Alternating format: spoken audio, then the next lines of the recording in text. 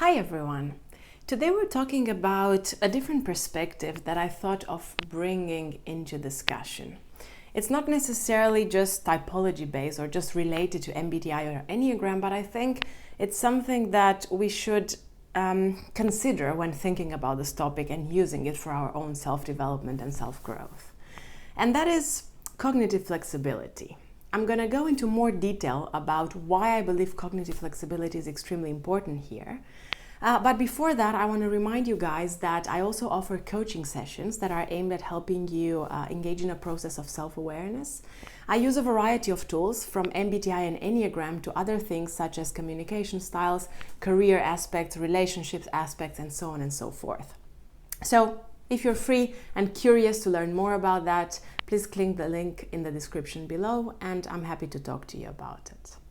Anyway, let's get back to business. So I was mentioning at the beginning that I believe cognitive flexibility is extremely important. And why? Well, I've been reflecting upon how things are being presented in this community.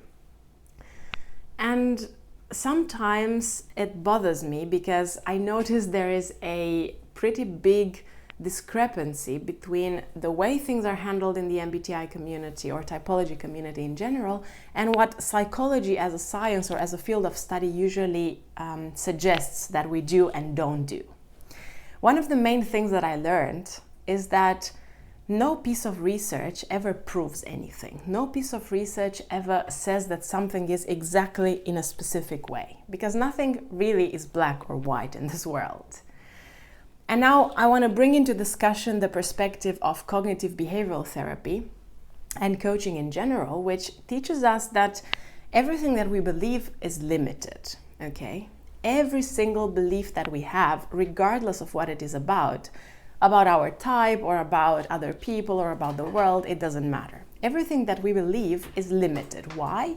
Because we as human beings are not able to hold all perspectives into mind at once, because we have a limited life experience. We have a limited bias that comes from our types, it comes from our culture, from our gender, from our education and upbringing, and so on and so forth. And yes, we can strive to become, wiser, more intelligent, more all-encompassing in our perspective. We can try to grow as individuals and work on ourselves, but even then, we will still not be able to know anything with 100% certainty, because nothing is black and white, everything is gray. And why I believe this is important in the field of typology? Well, because I noticed that there's so much drama and so much conflict when it comes to, oh, someone is this type, someone is the other type. Well, how can we be sure? We can never be sure of this. Currently, I'm interacting with a lot of researchers from the field of typology and people who have a lot of expertise in the field. And I noticed that sometimes even experts don't agree on someone's type. And why is that? Well, because there's many different reasons.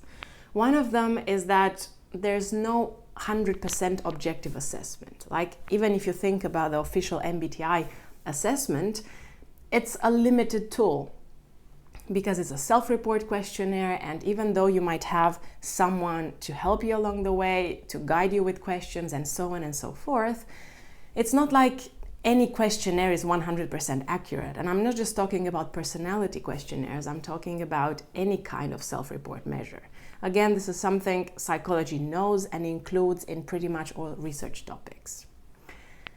Okay, so this is one side of things. The other side of things is that everyone is subjective. We're not only subjective about ourselves when we evaluate and understand ourselves, but we are also subjective when we see and evaluate other people, because we see everything through our own biases. And yes, we can do our best to remove them, and we can do our best to talk to multiple people, see different perspectives, look at some definitions, and then, compare what we see in a person with those definitions.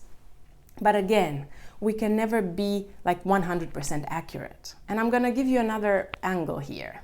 If you think of psychologists or psychiatrists who evaluate people in their practice, by trying to identify whether someone has depression or anxiety or OCD or ADHD, so on and so forth, they do have a set of criteria that they're looking at. In the DSM, there's a specific definition and a specific set of things that someone needs to look at in order to tell whether a certain person has depression, has anxiety, has OCD, so on and so forth. Even though those things are easier to spot and it's easier to be objective about them than it is when it comes to typology, it is still not possible to be 100% accurate, and sometimes specialists, medical professionals, psychologists, therapists disagree with each other. And some people might go to one psychiatrist and they might tell them that they have a specific mental disorder, whereas someone else will tell them that they don't. It happens all the time. My point is that even though we try to be objective, and it is important, especially with certain topics and certain, life-related circumstances, to be objective, it's just an ideal state.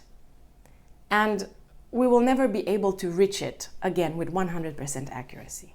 And especially in a field like typology, where things are still very, very new. Like, we have had this theory for a while, but the actual practical research and practical study of the field, or scientific research, not necessarily practical, is a very new area. We have been doing it in the last few years, in the last decade or so. We now have some neuroscientific evidence from Dario Nardi's research, but it's still very much at the beginning. And my suspicion is that even if we evolve with this field and continue studying for the next 20, 30 years and get more and more evidence, we will never reach the space of being fully accurate, fully objective, because I don't believe there is such thing. Now, coming back to my point, I believe that typology is not about fighting with each other and being mean to each other and telling each other that, oh, you're stupid because you don't understand this and this and this about type. No, the aim of typology is to help us be happier individuals, to help us be individuals who understand themselves better, who have more tolerance for other people, who are more likely to understand why someone reacts in a certain way, why someone behaves in a certain way, why someone speaks in a certain way, and so on and so forth. It can provide us with a shared tool and a shared language to be able to exchange ideas, to be able to look at each other from an angle of empathy and understanding, rather than just being upset that not everyone thinks the way that we think, and being upset that not everyone feels the way that we feel.